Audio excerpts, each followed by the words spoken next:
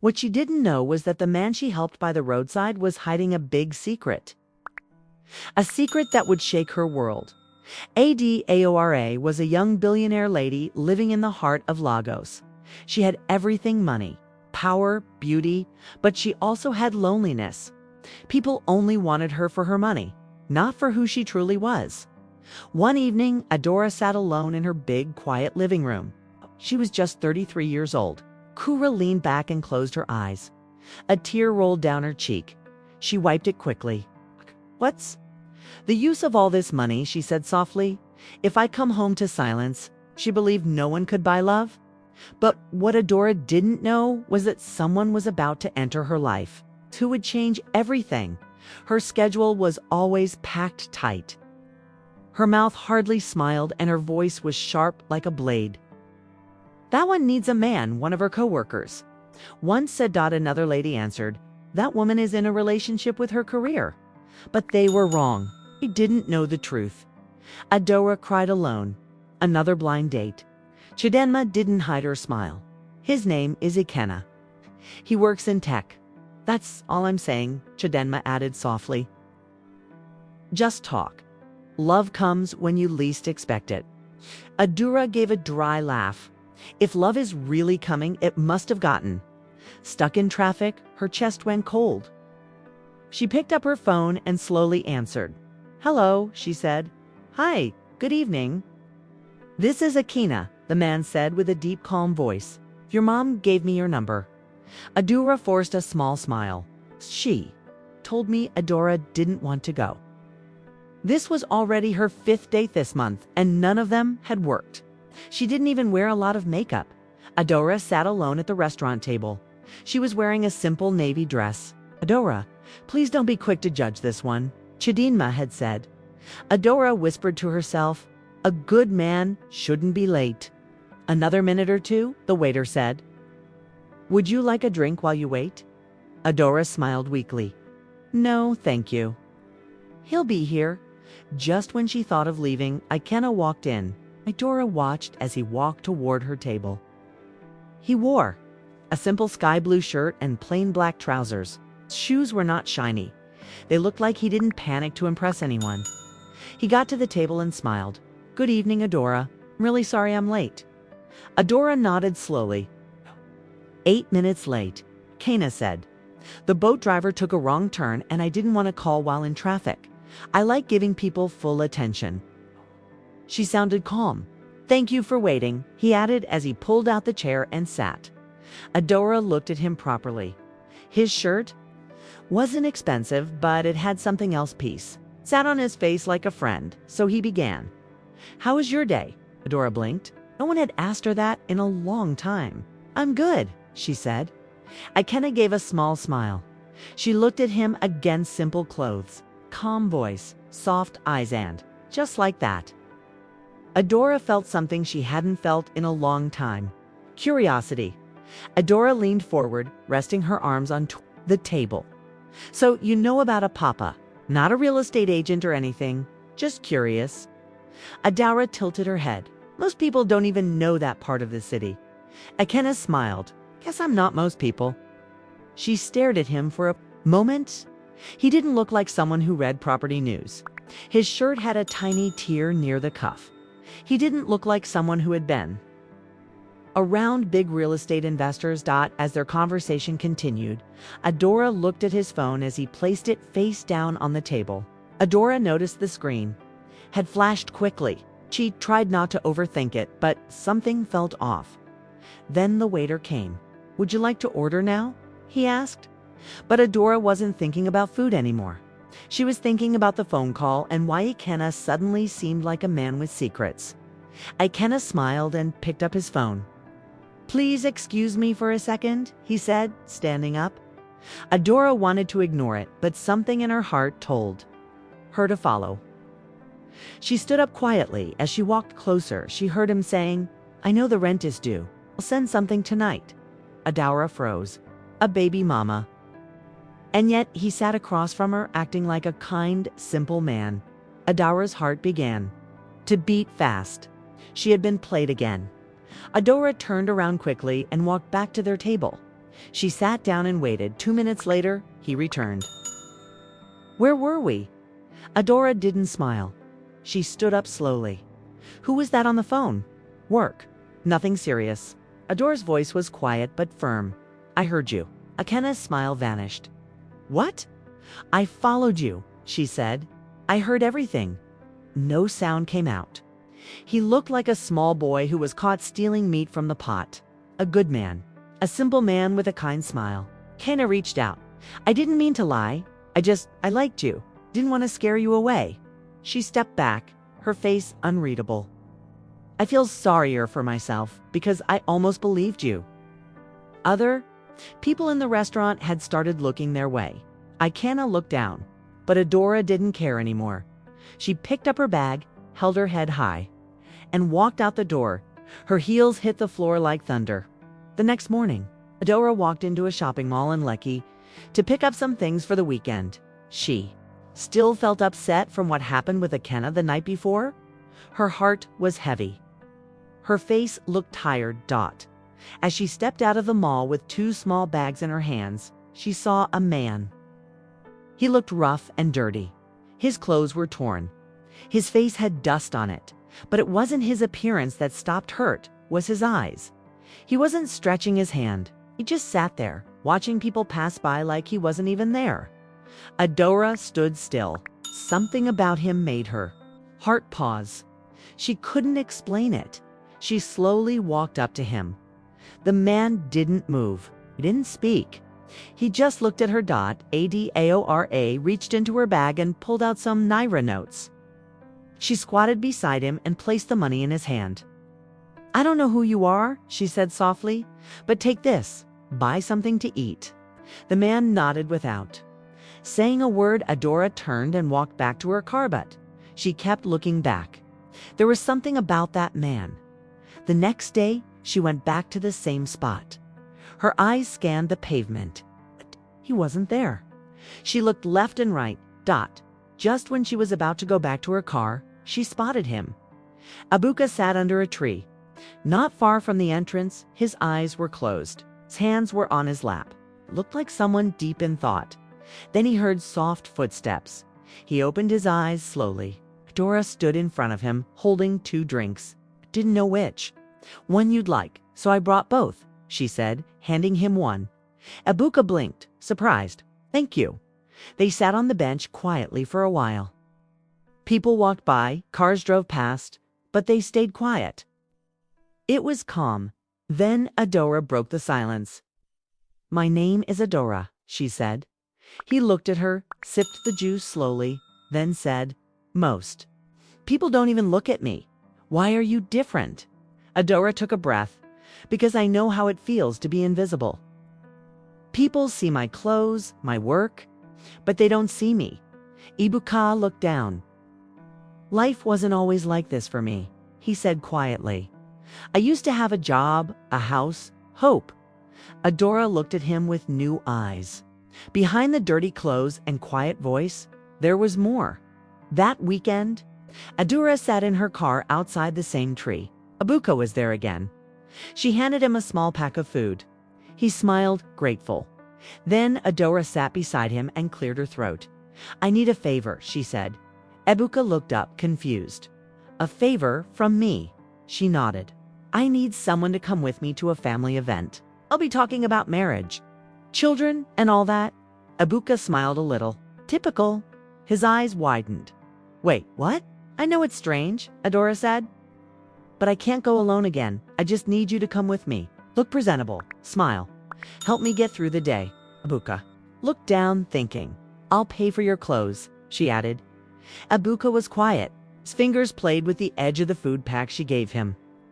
I don't know, Adaora, he said slowly. Pretending to be someone I'm not feels wrong. She touched his hand. Want you to be anyone else? I just want someone real for one day. He looked into her eyes. They held no pride, no pity. It's just honest desperation. After a long pause, Ebuka gave a small nod. All right, he said. I'll do it. Adaora smiled. A real smile this time. Thank you, Ebuka. She looked at Ebuka and smiled. Today we start your transformation, she said, holding up her car keys. Transformation? Ebuka asked, raising one brow. Yes, she nodded. You can't meet my family looking like this. No offense, Ebuka smiled. None taken. The salon was quiet. The place smelled like hair cream and fresh soap. The workers paused when Ebuka walked in, but Adaora held his hand tight. Treat him like a king, she said. They washed his hair, shaved. His beard scrubbed his face gently, removing the dirt hiding his real skin. After the salon, Adaora took him to a clothing store. Try this one, she said, handing him a white shirt and black trousers. When Ebuka stepped out of the changing room, Adaora froze. Her mouth opened slightly. He looked like a completely different person. Clean hair, clear skin, neat clothes. He stood. Tollin smiled a little shyly. Well, he asked. You, Adaora stuttered. You look like someone in a wedding magazine. Ebuka laughed softly. I feel strange, but thank you. No, Adaora replied. Thank you for saying yes. That evening, they sat in Adora's living room. Let's begin your training, Adaora said, standing in front of him. Ebuka leaned back. I didn't know I signed up for school. Adaora smiled. We need to practice how to greet, how to walk into the room like a model. Walk like this, she said. Ebuka stood up and tried to copy her steps. He walked too fast and almost tripped on the floor tiles. Adaora burst into laughter. Okay, he said. Ebuka looked at the card. My name is Ebuka. I work in oil and gas. Adaora taught him how to answer questions, how to smile politely, and how to act calm even when people said annoying things. Remember? Adaora said, my mother is sharp. She watches everything. One wrong move and she will know you're acting. Ebuka nodded. I'll do my best. As the days passed, Ebuka, as just a helper, just started seeing him as a man. She wanted to know better. Every evening after work, Adaora and Ebuka would drive around the estate. Adaora had started posting pictures of Ebuka on her status. Who is this guy, Adaora? Your new catch? Isn't that the man who used to sit in front of Lekki Mall? Adaora ignored them and continued practicing with Ebuka on how to act like a rich man. They rehearsed all the pretend questions like a true businessman. Adaora almost clapped for him. But one night, while they were watching TV, her phone buzzed. Her heart skipped. Ebuka noticed. Who's that? Adaora didn't reply. She picked up the phone and stared at it. Ebuka stood slowly and walked closer. Adaora, what's going on? She turned the phone towards him, saw the name and froze. Cheta, she said. Ebuka's jaw tightened. Adaora looked at him. He's asking questions. He's seen the status. He knows you. Ebuka nodded slowly, then looked at the floor. Someone has recognized me, he said in a low voice. Yes. There was silence. Ebuka looked up. I need to tell you something, but I can't find the words. Adaora gave a small nod. For the first time, she saw a different fear in him. Later that night, Adaora was sitting on her bed, scrolling through her phone quietly, when it rang. Ikena. She rolled her eyes, sighed, and answered. Hello, she said, frowning. I saw your status, Ikena said quickly. You're really dating that guy? It's the same guy that used to sit outside a mall with dust all over his body? Adaora sat up slowly. Her face turned serious. Is that why you called me? She asked calmly. Ikena laughed. I just wanted you to know you've become a joke. She paused. Her voice dropped low. Let me tell you something, Ikena. That man you're mocking, he listens when I speak. He looks at me like I matter. He doesn't pretend to be rich. He's honest. Ikena laughed again. Honest. He's a fraud. Adaora smiled to herself. And what were you, Ikena? Man. Living with his baby mama, but telling me you were single. The next morning, Chidima walked into Adora's sitting room with a worried look. She didn't even sit down before asking, Adaora, please tell me the truth. Is it true what I saw on your status? Is that man really your boyfriend? Adaora smiled. Hi, Chidinma. How are you first? Chidinma folded her arms. Don't greet me. Answer the question. Chidinma laughed a little. Not officially, at least not yet. Chidinma raised her brows. So, who is he? Adaora walked to the window. Someone I met. Someone who was kind. Someone who saw me. Chidinma's voice softened. You've been heartbroken before? You don't just carry any man and post him like trophy. Adaora turned to her. Serious now? I know, she said. Ow.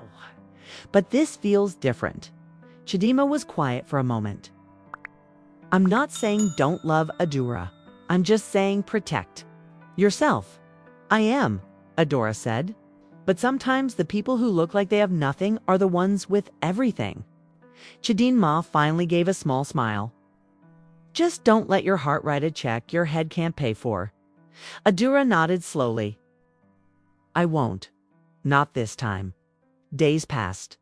They went on walks, laughed together, talked for hours. But one night, after dinner at Adora's apartment, she sat across from Ebuka with a serious face. I need to tell you something, she said. Ebuka looked up from his plate. What is it? She breathed. I like you, Ebuka blinked. What? Adaora nodded. I like you a lot. More than I thought I would. It's too much. You're not who people expect me to be with. Ebuka sat very still. But I don't care what people think anymore, she continued. I care about you, your heart, your mind, the way you treat me. That's what matters. Ebuka swallowed hard. Adaora, are you sure? She walked over to him, sat beside him, and held his hand. I'm not asking for perfect. I just want real. And I believe you're real. Tears formed in Ebuka's eyes. But he quickly wiped them. You're the first person to say that to me in a long time, he said softly. No one ever believed in me again, not even me. Adaora smiled. Then let me be the first. Sat in silence, holding hands. That night, something unspoken settled between them, something strong. The day of the family reunion arrived. Adaora stood in front of her mirror, holding her hands together. Her makeup was light. Her smile was shy. Just then, Ebuka stepped out of the room. The man who once sat by the roadside. He looked like someone born into money.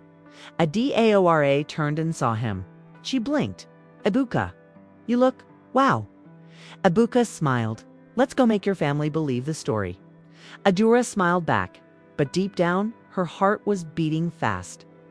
They arrived hand in hand. All eyes turned to them. Adora's cousin, Chike, dropped his drink. Who's that? Auntie Amara frowned. Is that Adora's man? Everyone stared. Ebuka walked straight, his steps slow and calm. He smiled at each person they passed. Adora's uncle walked up to them. Adaora, he said loudly, hugging her. Then he looked at Ebuka. And who is this fine young man? Adaora held Ebuka's arm. This is Ebuka, some people whispered. Others asked questions. Some only smiled.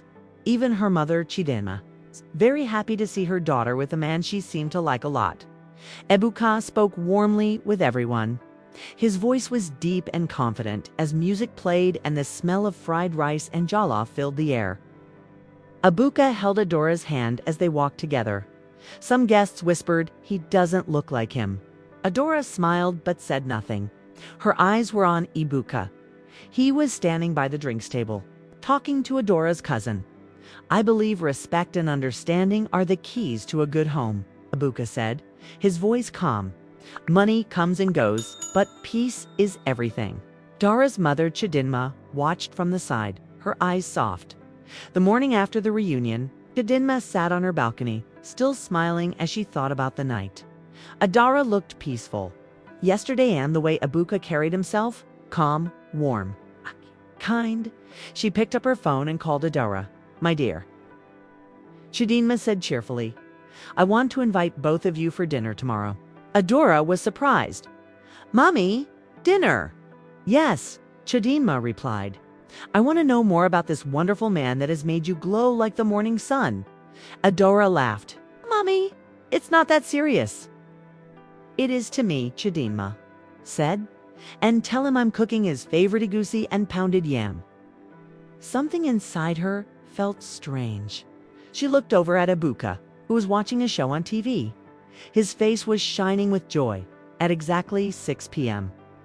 Adaora and Ebuka walked in. Ebuka wore a dark blue native attire. He looked simple but sharp. Adaora wore a light green gown. Her smile looked calm, but her eyes kept darting to her mother's face. "Welcome," Chidinma said. "You came right on time. Please sit." They sat down. The food was steaming. Chidinma placed extra meat on Ebuka's plate. Adora's hand paused on her spoon. Ebuka wiped his mouth gently. He looked calm but serious. "Well," he said, "my full name is Ebuka Jakuma. My father's name is Chief Ozo Jakuma." Chidinma tilted her head slowly. "Ebuka Jakuma." He nodded. "Yes, ma." Chidinma's eyes widened. "Wait, is that the Jakuma family of Jakuma Global Oil Limited?" Ebuka paused. Then he looked at Adaora, then back at Chidinma. "Yes, ma, that's my family." Chidinma froze. Her eyes widened. Her hand touched her chest. "Adaora," she called out, laughing. "Do you know what this means? This is not just love. This is destiny." Chidinma was laughing and telling sweet stories about the past, but Adaora was quiet. She didn't laugh. She didn't even smile. Suddenly, she pushed her plate away and stood up. "Excuse me," she said. Everyone turned to look at her. She walked out of the dining room and went straight to the bedroom. The room was dim. Adaora sat on the edge of the bed. Her eyes were red. Her hands clenched. Back in the dining room, Ebuka's face looked heavy. He looked down at his hands. "I think I owe you an explanation, ma," he said in a quiet voice. Chidinma turned to him. Curious, Ebuka took a deep breath and started talking. "I left Abuja because I was tired. Tired of fake friends? Tired of women who only wanted my money? I wanted something real. I wanted to know if someone could love me, not my bank account." Chidinma listened carefully. Her eyes softened. "I met Adaora by chance. She helped me. She talked to me like a normal person. I was scared. I didn't want to lose her." Ebuka continued. That there was silence. Then Chidinma said, "You were just tired of fake love." Ebuka nodded slowly. "Let me go and talk to her," Chidinma said. Standing up, Adaora sat on the edge of the bed. Her eyes were red. Her shoulders tense. Her mother entered slowly and sat beside her. She touched her daughter's hand gently. "My daughter," she said softly, "I know this is painful. Lies hurt, especially when they come from someone you trust." Adaora said nothing. Her lips were tight. But Chidinma continued. "If Ebuka hadn't come up with this plan and left Abuja, maybe he would never have met you. He didn't lie to play games. He lied to protect his heart." Chidinma looked her daughter in the eye.